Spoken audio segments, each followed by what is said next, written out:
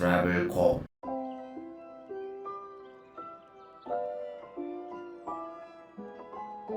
안녕하세요. 방콕 자유여행에 관한 모든 것을 도와드릴 트래블콕입니다. 지난 영상에선 방콕 여행 국내 최고수라고 자부하는 저의 지식을 총동원해서 항공, 호텔, 예산과 환전, 심카드 등 방콕 자유여행 준비할 때 알아야 될 것들 핵심만을 정리해서 말씀드렸었습니다. 이번 영상은 방콕 현지에서 쉽고 안전하게 일정을 소화하는 방법을 역시 핵심 내용 위주로 정리해서 말씀드리겠습니다.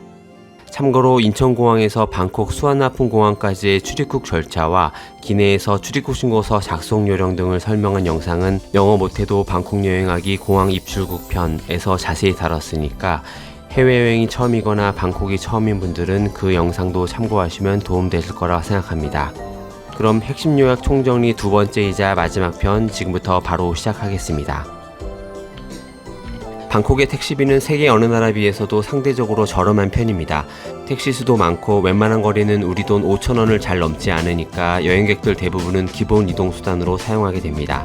세계 어느 나라를 가도 외국인이 현지 택시를 이용할 때 다소의 불안감은 있을 겁니다. 괜히 돌아간다거나 바가지를 씌우지 않을까에 대한 염려 때문일 텐데요. 제가 볼 때 지금의 방콕 택시는 그런 부분에 대한 걱정은 크게 안 하셔도 된다고 생각합니다. 예전과는 달리 이제는 누구나 스마트폰을 쓰고 구글맵 통해서 경로를 알 수 있으니까 돌아가는 일은 거의 없고요. 물론 아주 막히는 경로거나 유명 관광지인 경우에 미터기가 아닌 호가로 좀 비싸게 제시하는 경우가 있긴 한데 대부분은 미터기를 켜고 운행하고 조작 같은 건 거의 없다고 보시면 됩니다.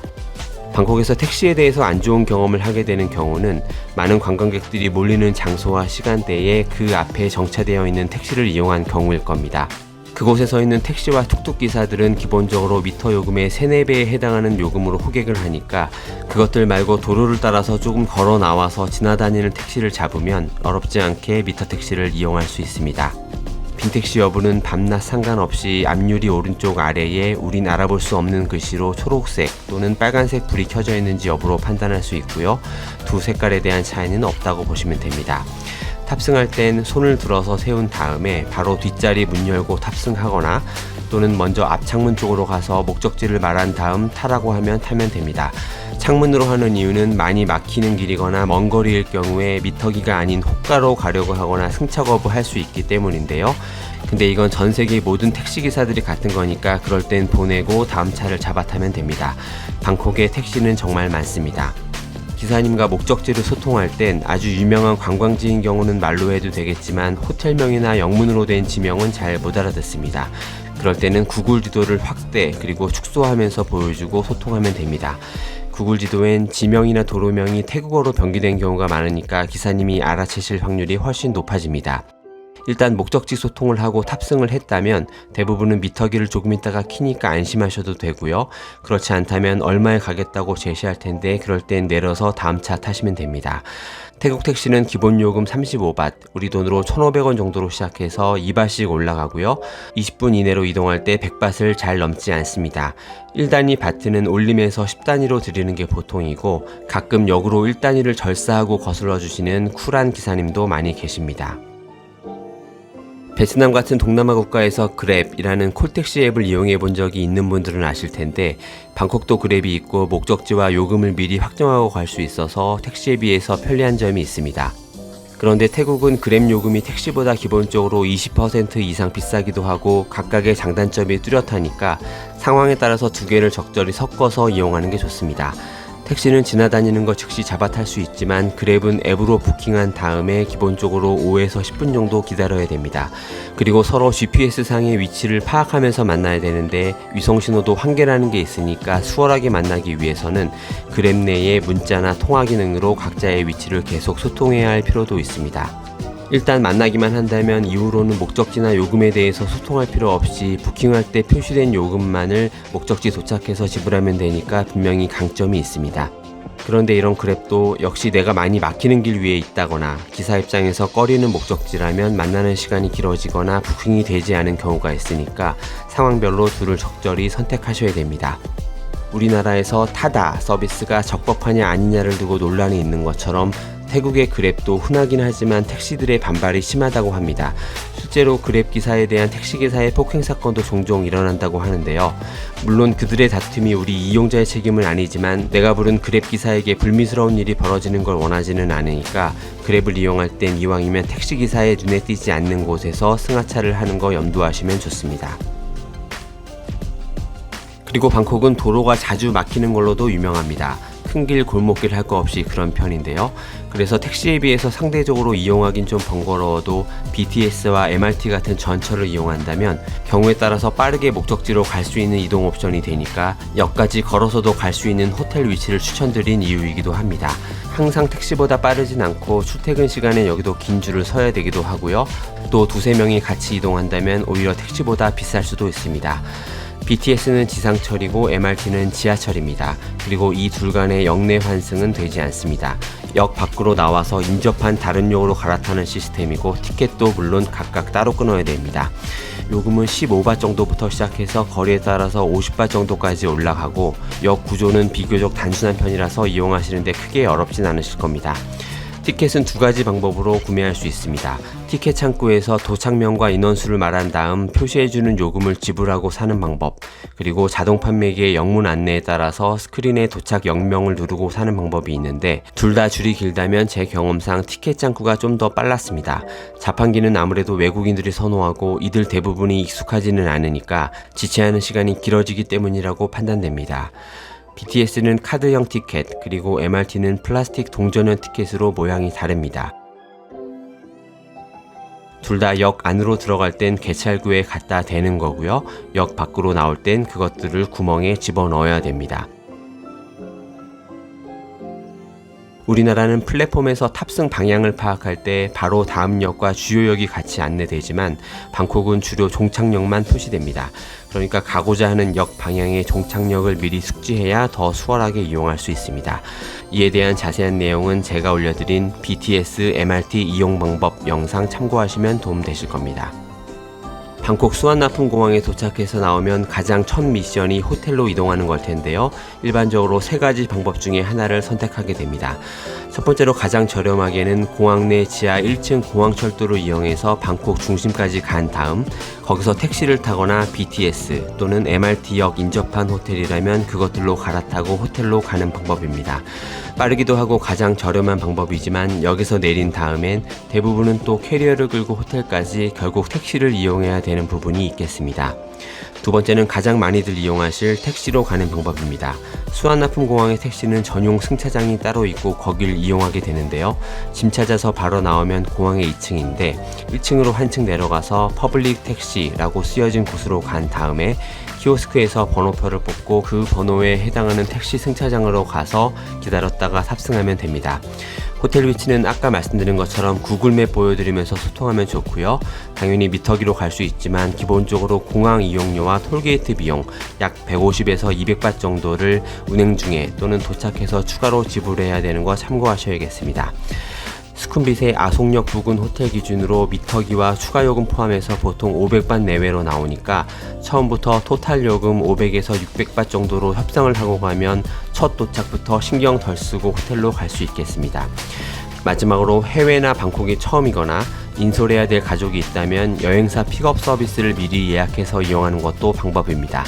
가격은 한 대당 1000바 내외로 가장 비싸긴 하지만 방콕 처음 도착해서 이것저것 신경 안 쓰고 호텔까지 데려다줄 누군가 기다리고 있다는 게 심리적으로 안정감을 줄 수 있습니다. 태국 음식은 팟타이라고 부르는 볶음면, 그리고 카오팟이라고 부르는 볶음밥을 대표적으로 워낙 세계적이기도 한데요. 이것들을 즐길 수 있는 식당은 방콕 곳곳에 많이 있습니다. 그런데 태국 음식 특유의 향이 강한 메뉴를 경험하고 안 좋은 기억이 있는 분들도 계실 줄로 아는데 방콕엔 한식당을 포함해서 인터내셔널 식당들도 많습니다. 태국 음식 중에서 똠양꿍이나 쏨땀 같이 누군가에겐 거북할 수도 있는 음식들을 피한다면 저같이 익숙하지 않은 걸 잘 못 먹는 분들이라도 어렵지 않게 먹을 수 있는 메뉴들이 있습니다.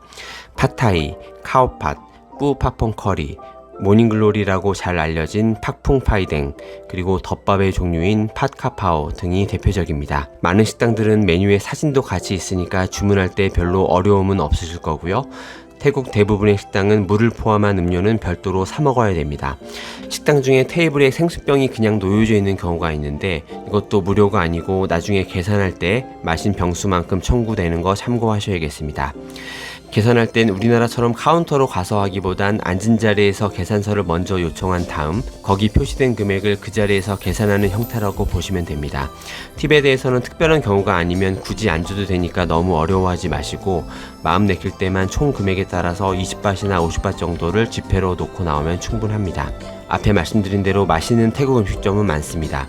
우리나라 블로그에 소개된 것들만 굳이 고집하실 필요 없고 여러분들이 묵는 호텔 주변에도 맛집은 분명히 있을 거니까 제가 공유해드린 트래블콕 방콕지도 참고하거나 구글맵의 레스토랑 키워드 탐색 기능으로 스스로 맛집을 찾아보시는 걸 더 추천드립니다.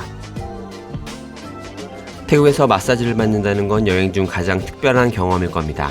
방콕엔 크고 작은 마사지 샵이 많은데 그 중에서 마사지 자체에 있어서 누구나 만족할 만한 곳은 존재하지 않습니다.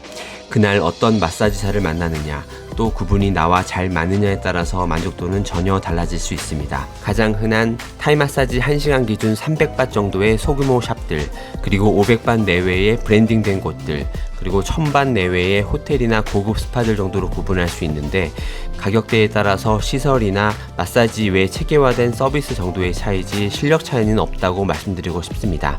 제가 그동안 경험했던 최고의 마사지는 전부 300바트짜리 저렴한 곳들이었고 나름 깨끗하게 관리되는 건 똑같습니다.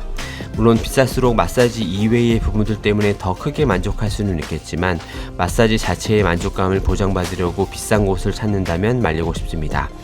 더 좋은 경험을 위해서는 마사지사와의 소통이 필요하다고 생각합니다. 많은 분들이 세게 해주는 마사지가 좋다고 오해하기도 하는데 아픈 듯 시원한 것보다는 안 아프면서 시원한 게 당연히 더 좋은 마사지입니다. 좀 아프다 싶으면 살살 해달라는 태국어인 바우바우 캅이라고 말씀하시고 약한 듯 하면 세게 해달라는 말인 낙낙 캅이라고 말씀하시면 됩니다. 본인이 여성인 경우는 바우바우 카 또는 낙낙 카라고 하면 됩니다.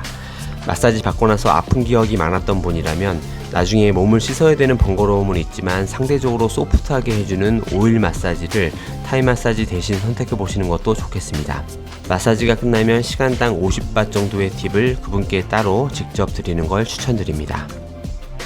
방콕 여행 일정을 짤 땐 무리하게 너무 빡빡한 것보다는 여유있게 하시는 걸 추천드립니다. 더위와 싸워야 되고 트래픽 잼과도 싸워야 됩니다. 그리고 계획했던 장소를 갔는데 대기가 길다거나 영업시간이 아니거나 그 외 여러 변수들도 만날 수 있습니다. 타이트한 계획 중에 이런 경우가 생기면 하루를 망치거나 여행 일정 전체에 차질이 생길 수가 있으니까 하루에 최대 2-3곳 정도를 시간 여유를 두고 또 중간중간 호텔 들어와서 잠시 쉬어갈 수 있는 방향으로 하는 걸 추천드리고 또 계획대로 안 됐을 때 대안으로 삼을 만한 옵션도 미리 고려해 놓는 게 좋습니다.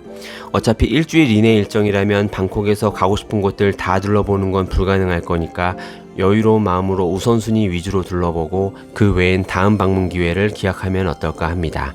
일정 짤 땐 네이버나 구글 다음에서 방콕 가볼 만한 곳이라고 검색해서 리스트에 나오는 것들 그리고 트래블콕 방콕 지도에서 위치와 정보 영상들 참고하셔서 동선을 짜고 구글맵에 있는 후기 그리고 영업시간과 붐비는 시간 정보 참고하셔서 자기만의 방콕 여행 스케줄을 만들어 보시기 바랍니다. 자, 이상으로 방콕 여행 핵심 총정리 중 두 번째 방콕 현지편에 대해서 말씀드렸습니다. 두 편에 걸쳐서 말씀드린 주제들에 대해서 더 디테일하게 알고 싶으시면 지난 영상들 참고하시면 좋겠고요. 시간 없는 분들은 이 두 영상만 보셔도 방콕 여행하시는데 문제 없을 거라고 생각합니다. 이후로도 트래블콕에서는 각 여행지 스팟별로 자세하게 소개해드리는 영상 그리고 호텔 선택하실 때 도움되실 만한 영상으로 계속 찾아뵙겠습니다. 감사합니다.